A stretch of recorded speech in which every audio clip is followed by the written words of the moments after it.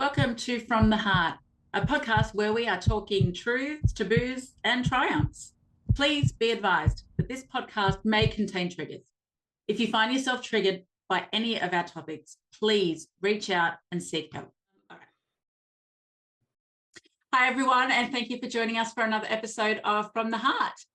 Now, before we started recording, I did have to ask today's guest how to pronounce her name because I didn't want to get it wrong. And then we started talking and we were laughing, and I thought we should be talking about this on the podcast. So I will let her introduce herself, and then we'll get on to the other part. So continue and let everyone know what we were just talking about, the joys of having an unusual name. It's a great way to, avoid responsibilities. Ask the guests to introduce themselves. That's right. Yeah. Yeah, we're lazy here. Yeah. No. I love it. No, but thank you. The amount of people that just take a stab, I'm like, you know what? Just ask me. That's totally fine. I'm happy to tell you. Yeah. So my name's Chiara.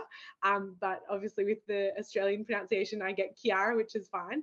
I just don't like to introduce myself like that because a little part of my soul just crushes because it's Chiara. But it's like Christopher, chemist, C-H-K. It's Italian, obviously. But as I was saying, one of the funniest names I've ever gotten called was ciabatta, like the bread, like ciabatta bread.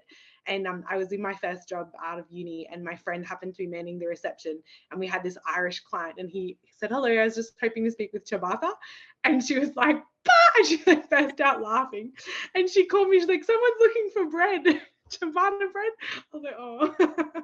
So don't worry, I've been called very unusual things. See, when I was growing up, the spelling of my name was the odd way to spell it. It was always A-L-I-S-O-N. That was how you spelt it. And I used to joke, I think my dad was drunk and just misspelled it with a double L. And then as I've gotten older, I've met so many more double L's, and now there's A-L or A-double-L-Y. There's like all these other ways to spell Alison, and I hate my name, always have, but I don't like normal names. So when it came to naming my children, like I've heard them on the phone and people will say, "Oh, can you spell that?" And I'm like, "Oh, sorry guys." What is your name? So I have Tiaran, which is spelled T-I-A-R-E-N. Yeah. She's so sick of spelling it that she tells everyone to just call her T. Like, just the letter. Just, we'll forget the rest. I have a Dre, which is D-R-A-E. I let my ex-husband name number 3. Biggest mistake, but that's a whole other story. His name is Gabriel, so his is a little bit more boring and, normal. And then nice name, though. Yes, it is. Then I have Zaria, Z-A-R-I-A. Oh, wow. So, gorgeous name. Thank you. You can tell which one I didn't choose when they come together. But yeah, I like unusual, and I like the name to stand for the person and to be that individual. So just like you are, so sick of having to explain your name, I've done that to all of my kids. So yeah, it's better that way. Like you said, boring names, they're not as fun. Funny joke about the your dad thinking your dad was drunk and putting the extra L. So my nonna, she was actually, her birth certificate was done by the local birth certificate man. I don't even know if that was a real job back in Sicily in it was 89 years ago. And he would get drunk. He was notorious for getting drunk while writing birth certificates. So my nonna on her birth certificate is actually a year older than her actual birth date. And her sister, this was the worst, they put as a male instead of female. So in Italy, back in the day, there used to be mandatory like military service to go and do a year in the military to help the country. And it came around her 18th birthday, and there was these officers at the door, and they're like, "We're here to take your son Rosaria," and he's like, "No, that's a girl." And they're like, "No, we've got the papers, like it's a boy, like blah blah blah." And he's like, "No, like I'm serious, it's a girl." And that's how they found out that it was a male on her birth certificate, because it would be like one of those things that you would not stuff up, like. Yeah. So it was crazy. Well, my 3 older children are all half Chilean, half Australian. Cool. So it wasn't until our 3rd baby was born that we realised that when we got married in the year 2000, the births, deaths and marriages in New South Wales put our names in wrong. And so I've been known as Alison Ockenden since I was 17 years old. And when we went to register him, they said, well, where's his mum? Like, you know, your husband and, you know, has 2 surnames. You've only got one. Like, where's your documentation to say you are who you say you are? Everything I have. And they're like, no, they've made a mistake. So on my own son's birth certificate, I have both surnames, yet there is no legal document that I've ever been known on with 2 surnames. So whenever I go to get his passport renewed, whenever we have to do anything legal, I also have to write a stat dec to say I am his mother. I have the cesarean scar to prove it. It's just that birth, deaths and marriages refuse to change it, even though there is no documentation that I could give them that would prove I'm the same surname, because that person has never existed legally. But yet she exists on his birth certificate only. You've blown my mind. Even the fact that they refuse to change it. Like, hello. Yeah. And I've argued with people here in New South Wales that no, it was done right. And so, yeah, we planned on having all of our names legally changed to both surnames, and then we divorced. So it really didn't matter. But now he has a different name to all the rest of us because when we registered the first 2 children, no one picked that up. But then we moved interstate into the Northern Territory, and it was the Northern Territory that picked it up. So I don't know if it's like stupid New South Wales kind of deal where they just, you know, they're trying to get back at you. Like, no, those people down there don't know how to do their jobs. This is how you do it. I don't know what their issue is, but yet to this day, he turned 16 yesterday, and to this day they refuse to change it so that the mother on his birth certificate is legal. And my ex-husband married another Alison with 1 L. So his current stepmother has the exact same name as me, except 1 L on his birth certificate. Yet it's a mess. It's a mess. Anyway. That blows my mind. So stupid. What a cool story though. Yeah, look, it is. It's frustrating. I still get really angry about it, but there's nothing I can do because it's out of my hands. Exactly. No one will change it. Mm-hmm. So for those that are wondering what today's episode's about, it's obviously about family, in case that wasn't clear by the way that we started this episode today. Children. Look, it's when I started from the heart, I wanted it to be about all the topics that we don't talk about. And being that we are brought by Today, Tomorrow and Always, which is all about memories and holding on to memories, it's all the different parts of our life that we hold near and dear. And, you know, it's not always the tough, deep conversations or the parenting conversations. Sometimes it's just that beautiful, warm, fuzzy feeling you get from family. So that is what we're here to talk about today. Now, I know that you have an incredible business. So why don't you tell everyone a little bit about your business, how it came about, and a little bit about your family? Definitely. Thank you so much for asking. So basically, my business is called Experience Assaggio. I like to call it more of a project because I'm on a mission to preserve Italian traditions. So how I do that is I offer traditional online experiences with adorable nonni, which means grandparents in Italian. And it's essentially a way to be able to capture their traditions to make sure that they don't disappear and that they can remain with us forever.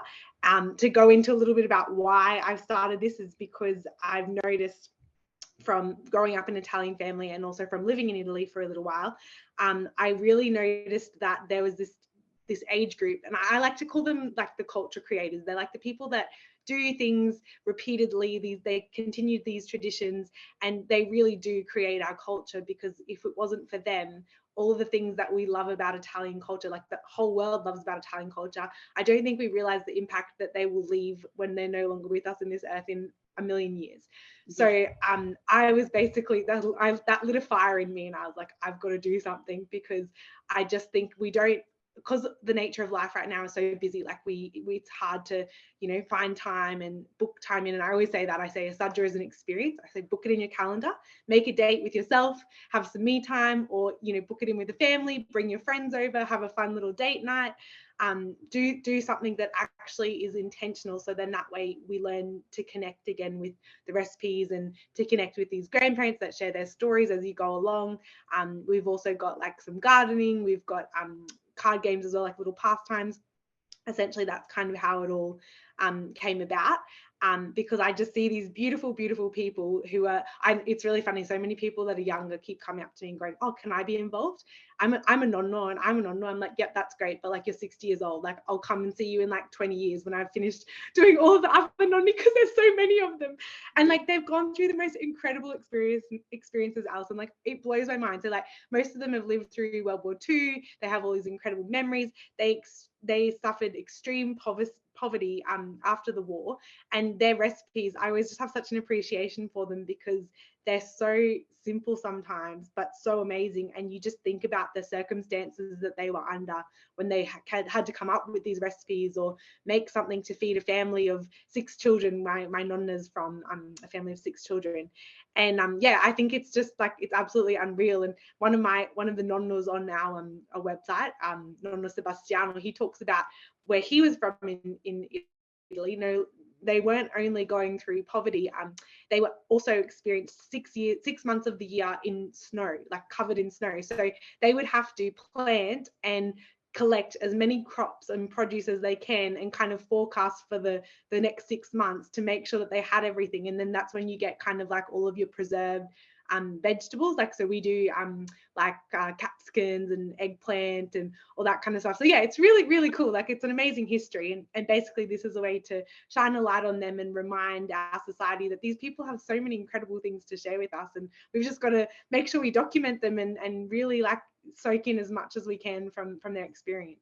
Yeah, I completely agree. I know in my family, I had a great grandmother pass a couple of years ago, and every Christmas time she would make what our family calls doughboys. Apparently the rest of the world calls them dumplings.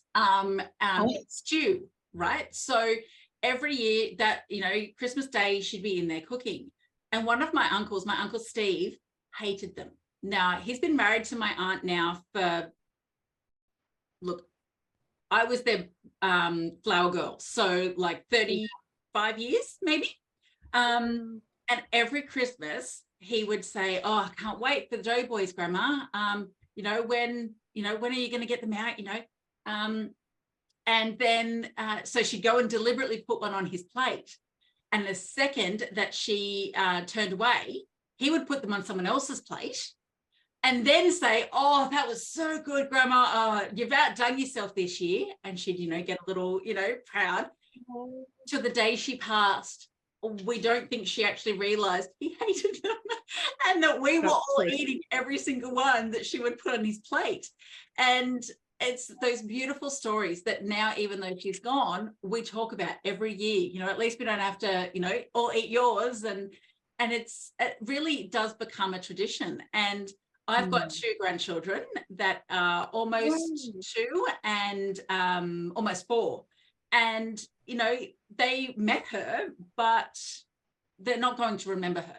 So, you know, with the keepsake stuff, I think having family cookbooks, and we've got one that's available, that you can create your own family cookbook with your aunts and your uncles and your cousins and all of their recipes, because I don't know how they do it, but you get a nonna or, you know, someone that has been cooking the same dish for so many years, and they just walk into the kitchen and they throw stuff together, and it's amazing. Where someone like me gets in there and follows the recipe to the T, and it's just like, oh, it never comes out the same. No. You've touched on a very good point. So this is why I've done videos and video experiences, because I'm very very adamant about making sure that the experiences capture step by step what they do. And it comes down to a very simple quantity, which is how much is a bit of salt. We did a salt challenge on our socials, and it was so funny. Like, I was like, oh, Nonna, can you put a bit of salt in here? And like, just the difference was just incredible. But even between nonnas.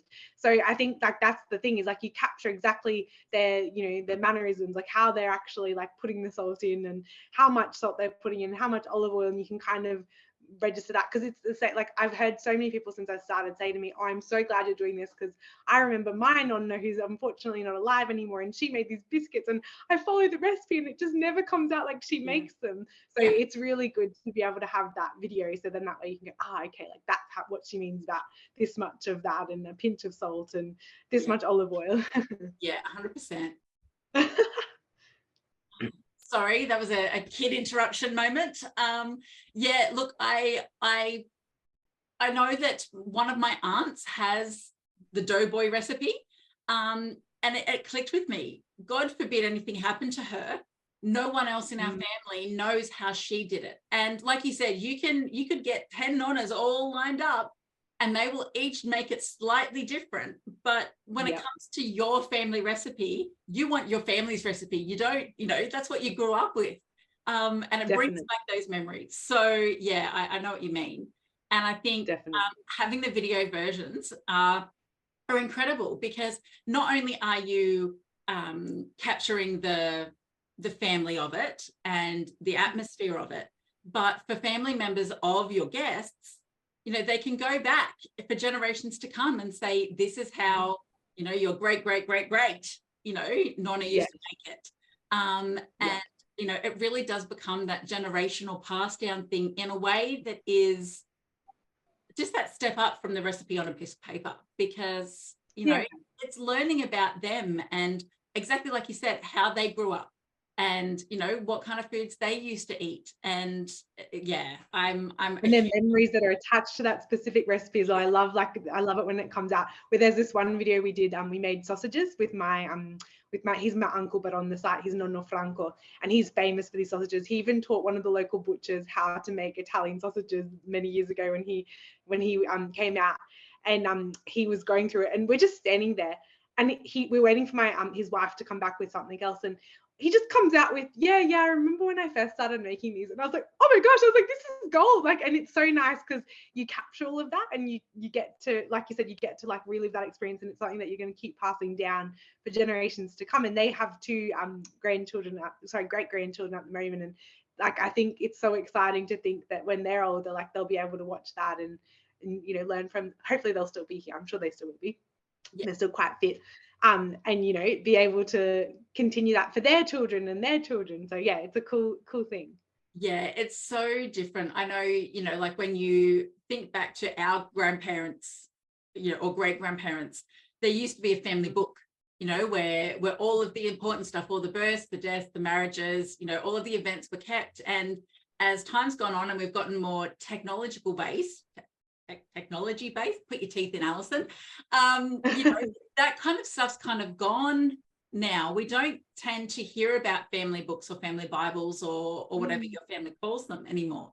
So, you know, having the digital versions of things, I think, is the modern version of keeping that family tree, you know, kind of going, and all of the traditions and stuff like that. And, you know, perfect for people like me. I'm a visual learner. Like when you know, I could read something 20 times, but you show me how to do it once and I'm like, oh, that's what you mean. So yes, whenever I can, if I can watch something, you know, as opposed to read it, that's me. So yes, I'm very, very keen to jump on. And I know we met through some business networking. Yeah. And I remember I had to ask you the different dietary differences that, you know, I've had bariatric surgery. I had gastric sleeve surgery 7 months ago. And so I now can't have very many carbs at all. And I have to be very careful with my sugar intake and all the lovely joys that come with that. But you were saying that your recipes also have variations to cater for things like that too. I think that's the beauty of Italian cooking, because it's like, obviously, like the traditional, we only have the traditional versions, but I think it's one of those things that like you can easily substitute. And like that's what Nonna does. Like it's not like Nonna's like, oh, this is my recipe and I do it every time. It changes every time. We've just done her traditional way that she does it. And like, say for example, she doesn't have any, like, I was gonna say she doesn't have any pasta in the house, but that never happens. Like say for example, she doesn't have, yeah, say for example, she doesn't have any, like, I don't know, like pork in the house, because with her sugo, her sauce, she adds lots of different meats. She'll just do it with like beef, or like, you know, if she doesn't want to use beef, or if someone doesn't want to use beef, they can add pork. So I think it's one of those things that you can definitely adjust. I think it's more about like learning like the process. And you know, I know we spoke about if you could substitute like pasta for like cauliflower rice, for example. I love sauce, like sauce and meatballs. If I, you know how they always ask you that question, like if you had one meal that you could eat for the rest of your life, what would you eat? And I'm like, meatballs with sauce. Like Nonna Carmelina's meatballs are like the best. So I think that, because the sauce is so good, like if you just mix that with cauliflower rice as well, it's like amazing. And obviously like zucchini noodles, I know they were a big thing as well. I've never actually personally tried that, but you know, I think as long as the core ingredients are good, as long, you know, you can substitute them. The recipes are always the same. It's kind of like the process, I guess, that it teaches. I love vegetables. Like I am, like, it's ridiculous. And I'm not a big meat eater, but I have tried to make zucchini noodles. I just ended up with a bunch of zucchini, to be honest. They didn't hold their shape. I don't know what I did wrong, but I just didn't bother, and it was still delicious. It just didn't look like, you know, it was supposed to. But yeah, I love all of that. We quite often still on International Chili Day here make empanadas. You know, keep the culture for my children alive. And if I said that I don't look forward to that one day every year, I'd be lying. It takes me about 4 hours to make from scratch, so it's a real labor of love. But oh, they're so good. So I can't wait to jump on and try some of yours, because I'm so sick of making the same meals all the time. It gets ridiculous. I know how you feel. Yeah. You get into that circle. It's always good to have something a little bit different. Yeah, and it's stuff that I know all my kids will love, and my grandkids will love. And then I can maybe just start making one meal instead of currently I make 3 every night. So wow, you're amazing. What dedication. No wonder you keep it simple. I would just be making the same thing if everyone likes it. I don't really have a choice, because I have to make something for my dietary needs. And then I've got a teenage son who would eat anything. And then I've got a 6-year-old that's got sensory issues that will only eat things if they're crunchy. Oh, I'd love her. Wow, that's so cool. Yeah, so not for you, that you have to prepare for him, but you. Yeah, look, I love her, but if I didn't, you know, like I never would, but there have been times I've just wanted to love her really hard. Yeah. Look, she's amazing, but if she could just eat the damn food. She's almost 7 and has never tried mashed potato because it's too soft and it's got texture to it. You don't know what you're missing, kid. You really don't. She's never tried any kind of pasta. I'm like, it's good stuff. I'm giving you good stuff. Especially for you who can't eat it. It's like, please eat it for the people who can't. I need to eat through you. I need to see you enjoy it so I can enjoy it, you know, through you. But no, she won't. God love her. So you'll have to bring her over to Nonna's. You can't say no to Nonna. I know. Yes. And I'm really lucky. My ex-husband's family, whenever they come to visit, you know, I said to them when she was little, I don't know what she should call you. You know, all of the other kids, you know, call you Nonna and Pop. But I don't know how you feel of it. She's like, we're Nonna and Pop. That's just what all there is to it. I'm like, oh, God love you. You know, we don't do the half sibling thing in this house. You're just brothers and sisters.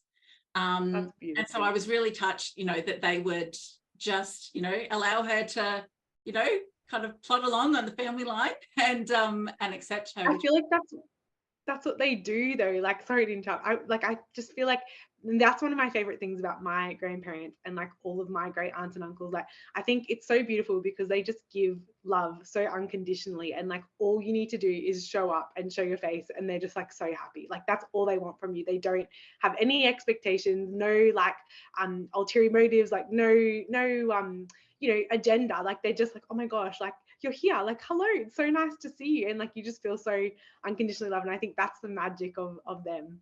Yeah, it's family is, like it's so much more than a word, isn't it? Like Agreed. it's the word itself is like this huge big hug, because it just gives you so much more, like especially in families like yours, where I imagine, I mean, I know what my grandparents are like, and they're Australian, but there's always food.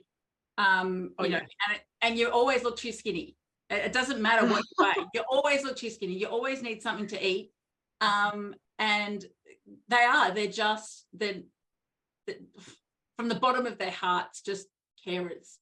They just want to look after everyone, which is beautiful. And that's exactly what family is. It's sometimes for it's sure. the family that you're born into, sometimes it's family that you choose, but either way, family's family. And I'm so grateful to have such a big family that, I really feel, like I've got my own little tribe, kind of That's around beautiful. us. So yeah, it's lovely. So what, at the end of each podcast episode, I usually ask a question that has to do with resilience. So we haven't really been talking about resilience here. But what does resilience mean to you? And when it comes to, what you do and why you do it, what's some advice that you could give people when it comes to, maybe learning how to cook, or trying to cook some authentic Italian food that they might not have thought about doing before? Good question.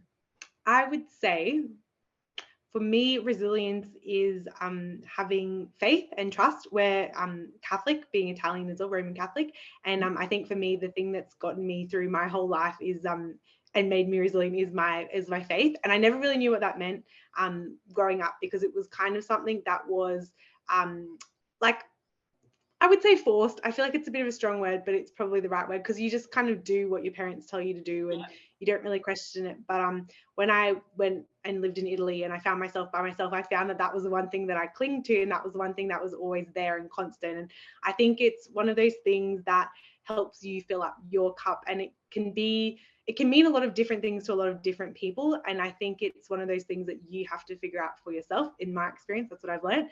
But I've learned time and time again that I wouldn't be where I am if it wasn't for resilience, which is like trust and faith in God, because my personal relationship with religion and God is that, that's the person that you pray to, that's the person that gives you guidance, that's the person that gets you through on those days when you're like, I don't know if I can do this. You feel your head fills with doubt in any like venture that you take that hasn't been walked, I guess, any like walk you take that's unknown. And I think that's probably been the key thing. And then in my experience, I would just say to anyone that's thinking about something or has had something in their heart for a long time, like, you just have to go for it. And it's I read this really great article last night, and it had some really good advice from gosh, I can't remember his name. I've had a complete mind blank. The guy that invented ChatGPT. And he was basically like, you almost have to be like relentlessly like backing yourself, like just like ridiculously like, I've got this, I can do it. And I was like, oh, like, because it's one of those things that it's so hard to do, especially when it's just you and you're kind of like going out there and you've got to be resilient, to use that word. But yeah, I think it's one of those things that if you have something in your heart, you just have to follow it, even if it's the most ridiculous thing. One of my friends, he's a manager in IT, and he's managed to work his way up, excuse the pun, in that space. And the other day he sent me a message. He's like, I was made redundant. And I was just like, why don't I just go work at Bunnings for a little bit? I was like, just do it. Like, you just don't know where it will take you. You might find that there's another calling that you'd never even thought of. And, that's the path you got to go down. So I think it's like, listening to your heart, and then also like building that resilience by for me, it's like I do this thing and I like randomly will open the Bible when I'm in severe doubt. I'm like, oh my God, like when in doubt, open the Bible to a random page, and I always feel it has this message that it can speak to you. So yeah, so I guess being resilient and following that and having that real trust in something that is always going to be there no matter what anyone says or does, I guess. Yeah, wonderful. All right, perfect. And also, if anyone is interested in jumping onto what you've got to offer, where can we find more information? Definitely. So it's experience-assaggio, so ASSAGGIO. It means taste in Italian. So experience-assaggio.com. Perfect. We will also add those links down in the description of the podcast. I would love to say thank you very much for having a chat with us today. I love the episodes where it's all nice, warm and fuzzy, and we get to just totally girl out. So thank you very much. And to everyone else, I will see you on the next episode where we talk about things from the heart.